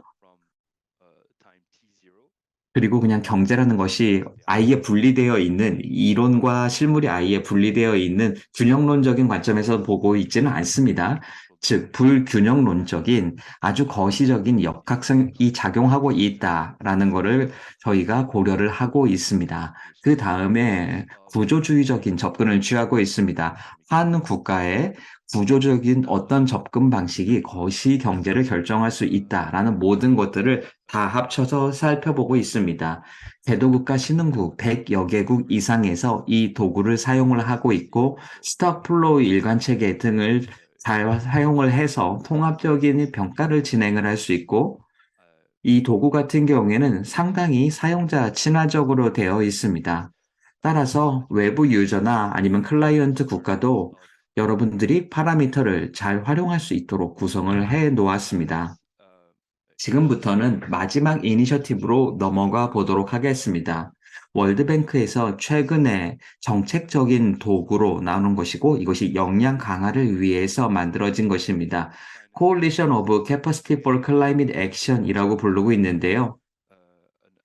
기후 행동을 위한 역량 결집으로 해석이 되겠네요. 이를 통해서 기후 행동을 강화하고자 하는 게 저희의 목표입니다. 이른바 C3A라고 약자로 줄여서 부르고 있습니다. 재무장관 분들께서 기후 행동을 위해서 필요하다라고도 요청을 하셨고, 그리고 가나도 이 연합에 참여하고 있는 것으로 알고 있고, 약 80여 개국이 참여하고 있습니다. 한국, 프랑스, 미국 등의 국가도 참여하고 있는 연합이라고 보시면 되겠습니다. 재무장관 연합에서 재무 쪽에 역량 강화가 굉장히 필요하다라고 말씀을 하셨습니다. 기후에 대한 대부분의 지식이라든지 아니면은 전환에 대한 지식이라고 하면은 재무부의 소관이 아니라 환경부의 소관이었던 것이 사실입니다. 따라서 많은 사람들이 제대로 된 도구가 있어야 된다. 이를 통해서 재무부 내에서도 다양한 측면에 대해서 기후 액션에 대해서 잘 교육을 할 필요가 있다라는 요청이 있었습니다. 이 C3A는 지난 봄 미팅에서 런칭을 했습니다. 다양한 지역 허브를 만들어 나가고 있고 아프리카에도 허브를 만들었습니다. 지속적으로 저희가 진화론적으로 그리고 혁명적으로 접근을 해 나갈 것이고 계속해서 많은 발전이 있을 것이라고 말씀을 드리겠습니다. 재무부 역시도 자신들의 행동을 지속적으로 변화를 해 나가고 기후 액션을 해 나갈 거라는 측면에서 큰 변혁이 있을 것이라고 생각을 합니다. 외부 지식 파트너들과도 함께 계속적으로 협업을 해 나가고 있습니다. 처음 지역 허브가 파일럿 프로젝트로 진행이 될 겁니다. 라틴 아메리카, 인도, 중앙아시아, 아프리카에 저희가 2분기쯤에 실험을 할 것이고 그 다음에 2024년에 본격적으로 저희가 프로젝트를 진행할 계획입니다. 지금까지 말씀을 드렸고요. 대단히 감사합니다. Thank you for sharing your insights with us today, Dr. Etienne. 에티엔 I will- 박사님, 저희와 함께 영감을 I would like 주시는 to thank our 발표를 five 해주셔서 대단히 speakers once 감사합니다. again for joining us 온- today and sharing their presentations. I think everyone who participated in today's event learned something new about the current issues surrounding climate change in Ghana. Now, I would like to introduce Professor Youngjae Kim, who will be leading our discussion. Professor Youngjae Kim joined at the KDI School in 2022. Before joining our school, he worked as a scientist at the European Institute on Economics and the Environment. Please welcome Professor Youngjae Kim. Okay, thank you. And my name is Youngjae Kim, and associate professor at KDI School. And I first and foremost, I feel grateful for having this kind of opportunity and for you guys to present your research and the landscape of the Ghana's climate policies and mining policies and so on. So first, I just want to invite the questions while I'm waiting for the questions on the Q&A. I just want to point out a couple of things. First, to Patrick, I think I was wondering whether you have thought about the ways to measure the effectiveness of those kind of different list of the several initiatives of programs that you mentioned. And Yao, and I have a question about so you emphasized the alignment between the climate change policies and mining policies and so on. So I think this alignment is kind of key, a very important part to address or rapid change in transform the economy in Ghana in a sustainable manner. So this is the point that I want to highlight. And Offrey, and you also made an excellent point about job creations.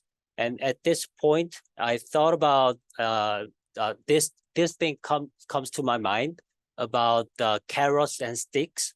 So I mean, in Ghana perspective, I do think that the government should implement both sticks. What I mean by that is to penalize the violators, the miners who illegal miners, and at the same time they provide the carrot to create jobs in different sectors of the economy. But let's do a simple math that one of the statistics shows that 1 million people in small scale mining sectors, illegal mining sectors, but on the contrary, 160,000 number of people in the new emerging economy areas, which means that there is the gap between these illegal mining number of the persons who are doing illegal mining sectors and the newly created jobs. So one order of magnitude of difference. So how can you deal with that? And that's the area that the investment opportunity exists, I think. And two leading economists at World Bank highlighted the importance of the mechanism of the importance areas that need to be considered in while they are transforming your economy in a green way, right? So that's my overall assessment and the comments. I do have a lot of stuff and I've jotted down on my desk, but that's my core comments for you guys. So like anyone can respond first, and we can also wait questions from the audience. Okay. So this is Patrick. So with regards to the policies, I will start with the Green Ghana. I think we are on course, and the Green Ghana was initiated somewhere in 2020. A lot of trees were planted, but as you know, it will take a while for these trees to grow. So probably in terms of monitoring, some may die off, but I think so far they are doing good. As the report from the Land Ministry and the Ministry of Environment, I think they had, even though some are dying off, but at least we'll have some which are really growing. So probably we may come back in the next 4 or 5 years to see how far these trees have grown. I think in terms of stakeholdership, they really get in touch with these community people. So anytime they want to plant trees, they get in touch with the community. And I think at the end of planting, they leave it in the hands of the community to monitor. So surely they are also doing their best. I think they also take them through sensitization to let them know what trees mean to the ecosystem, to the human beings and all. So I'm sure people in those communities are also giving their best to treat and take care of those trees. In terms of the land degradation and small-scale mining, which is being supported by World Bank, I, for instance, from the mineral sector, so we, from my organization, we collect royalties that come from these mineral companies, the large-scale mining companies, and we try to invest these royalties collected on behalf of the government back into the mineral sector. So in terms of minerals, we are responsible for gold, diamond, quarries, salt, clay, lithium, which is now on the rise, and manganese. So for lithium, I think currently Elon Musk has even invested like $100 million in the production of lithium, which we are yet to get there. And I think we are on course. But I think most of the subsequent presenters, which is Yao and Ufuri, touched more on the small scale mining and the issues of Galamsey. So in terms of monitoring, I think we are doing well, but still more needs to be done. And I think with the issue of bias, I think biasness is really key in the fight against Galamsey, because it depends on people who are in government. And if they are in government, they turn a blind eye to people who are hating the environment. Currently, I'm far away from Accra. I'm in some of the community mines here in Tarkwa, Western Region. So Western Region is very key for the production of our minerals. Our overall minerals in Ghana comes from this region. And the government fights for illegal mining. They try to supervise them, and now they try to bring a form of mining called community mining. So with this community mining, they allocate a concession to a community, and these people are supervised by professionals. If I say professional, they are supervised by site engineers. They are supervised by geologists.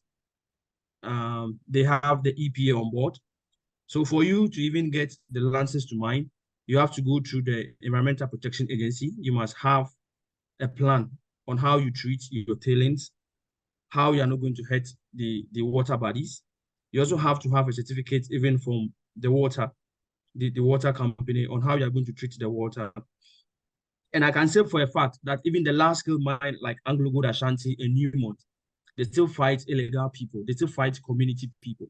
Even though they have the security, people still mine along their concession. 이것을 금지하기 위한 노력. Community, because definitely they are working in the community and they have to engage the community. So I think this is a fight that all of us have to fight. If you travel on the way from Eastern region to all the regions, you see this illegal mining. And I think we as Ghanaians, we find it difficult to even volunteer information. That's what I always say. We find it difficult to volunteer information to say, okay, at the back of my house, there is somebody even undertaking illegal mining, and you have to inform to the police. I think with the inspectors, so the Minerals Commission is a regulator regulating those in the mine. Even after they give you the license, they try to inspect your mining now and then. And I think they are not enough. We don't have enough, a lot of inspectors on the floor who go around to check what the operations are, how you go, you offload your tailings, whether you are using mercury or cyanide in your processing. And I think it's really an issue for us to tackle. So yes, I agree. There is still a lot of things to be done with regards to the illegal mining, but I'm sure we are getting there. Yeah. And also with regards, go ahead. Yeah.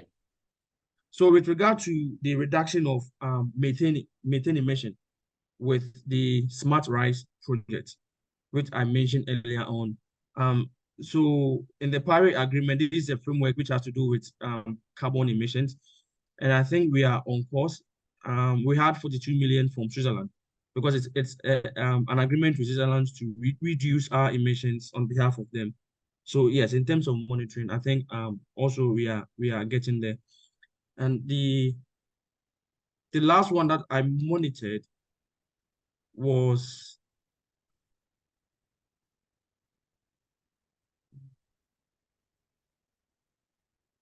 sorry. Or in the meantime, I just want to jump in and quickly add on top of what you just said about the inspections, enforcement.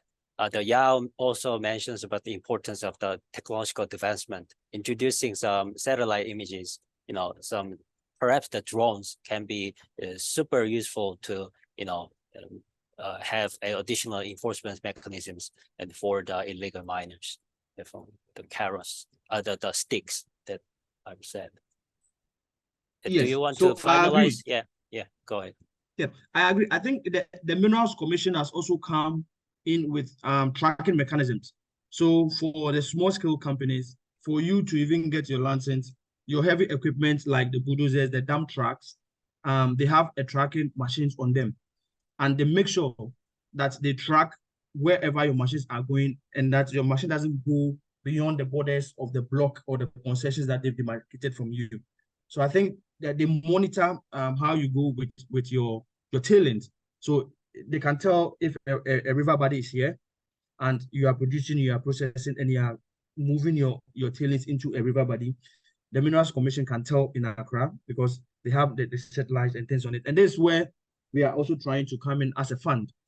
So we are also supporting the Minerals Commission, the lands, environment, in this mineral sector to also produce or to assist them to buy this tracking mechanisms and to buy this satellites situated everywhere to see their operations. As I said earlier on, we are investing in a small scale, and we think the small scale also contributes a lot. We can't do without mining in the country. That is one thing. We can't do without mining because mining really contributes almost 60–70% of our GDP. Yeah. But the only thing we can do is to make sure that the activities of their activities doesn't hurt the environment. And I think that's what we are doing. So as part of our investment criteria, you have to be ESG compliant. So you give us your ESG policy. We find out your 3 to 5 years, how you've gone about the environment, whether you've reclaimed the land. Yeah. Okay. After mining, whether you've reclaimed the land. I think people do that by planting cash crops like how do you say it? Like coconuts, vegetables back on the land. And I think that's really a good cause to people also plant trees. And I think that is also a good way of reclaiming the land and bringing the land back to life. Yeah, that's a good point. Yeah. So are you done? Yeah, I think you take much time than I thought. Right. So yeah, I just want to quickly mention what I've forgotten to say. But I just want to one my little concern about the current Ghana's industry growth plan and initiatives strategies are mostly it consists of the carbon intensive industries. So a leapfrogging that mentions by the Etienne was not properly addressed, and I haven't found in a slide. So how do you think about this technological leapfrogging in this kind of context? Solar PVs or wind power? I mean, lithium is you can get lithium from the mining industries. So perhaps it would be useful to construct a low carbon industries right away. But looks like you guys are trying to build up a bit more traditional, like the incumbent assembly of the vehicle manufacturing facilities, plus the aluminum, steel, and so on, right? So anyone want to jump in this question? Okay. Let me address that particular. Yeah. Yeah. So yeah, what you're saying is true. So these industries also have an impact on the environment, but we think that we are able to control the impact of industry on the environment. And also, we think that industrialization is a sure way to ensure development and improve livelihood. So we are aware before we give permit for anybody to establish a factory, we ensure that the person has a license from Environmental Protection Agency and the other state institutions to ensure that environmental issues are catered for, such that we don't try to move from mining to industry and also migrate the problems from mining to industry too. So we ensure that we do industrialization in a very sustainable, environmental friendly way. We ensure that, yeah. Okay. And also to add to, I think you asked about the gap between the 1 million people. Yes. Illegal minings in small scale. And yeah. So the people, so it is 1 million as at the peak. And so the 160,000 is just one of the programs or the initiatives, which is the One District, One Factory initiative. So since the implementation, we've been able to deliver 160,000 jobs. That is with respect to only that particular program or initiative. So we've also created jobs in other initiatives that I mentioned. Mm-hmm. So, but then the Ministry of Finance, the Ministry of Employment and Labor Relations, and the Ghana Statistical Service would collate all the jobs created by the industrial sector and present it during our mid-year budget review. So this is just the figures are more, but this is just data for one of the initiatives. Yeah. Okay, thank you for your comments. Etienne, do you have anything to say about the technological leapfrogging? I'm just curious to know more about it, actually, your perspectives or some of the challenges that Ghana might have, as you already mentioned, a couple of the liability issues and so on, right? Yeah, please do so. Yeah. Yes, no, that's a very interesting question, and I was pleased to see this presentation on industrial strategy that with great length and details about the potential for Ghana.